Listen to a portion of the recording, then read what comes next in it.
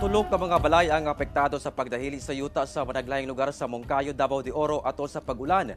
Suspendido gyapon ang klase sa maong lungsod karong adlaw. Ano ang report ni Argil Relator?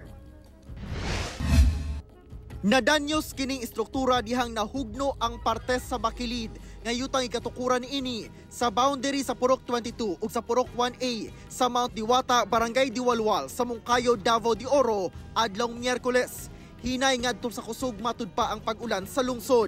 Sa pagpanubay sa Structural Integrity Assessment Team sa LGU Moncayo sa maong lugar.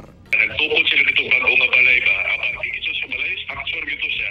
Kay business establishment pa ito ilang plano.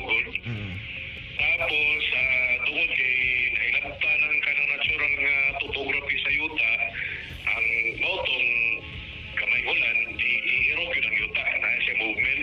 Partially damaged ang maong istruktura o gikinahanglang ipailawom sa retrofitting.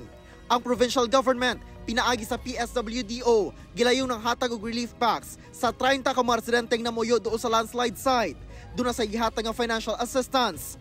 Gilayon sab nga nagpahigayon og assessment ang MDRMO Moncayo sa Depot Upper Ulip diin dunay parte sa duha ka mga balay ang nadanyos tungod sa pagdahili sa yuta. Gihaturan sab og emergency family pack ang mga apektadong pamilya. Sa karon, maayo na ang panahon sa Moncayo. Hinuon, una na nga gisuspende sa LGU Moncayo ang klase sa tanang level hangtod karong adlaw, January 16. Mutuman yun sila sa pahimangno, labi na sa barangay kay ang mga barangay officials maganato ang LGU magyud ang pinakauna sa ground, ang people on the ground nato. Sila ang mas first nga authority dito ang mo pahibalo sa atong mga constituents nga hindi na nila mo evacuate. Ako si Argil Relator, 1 Mindanao.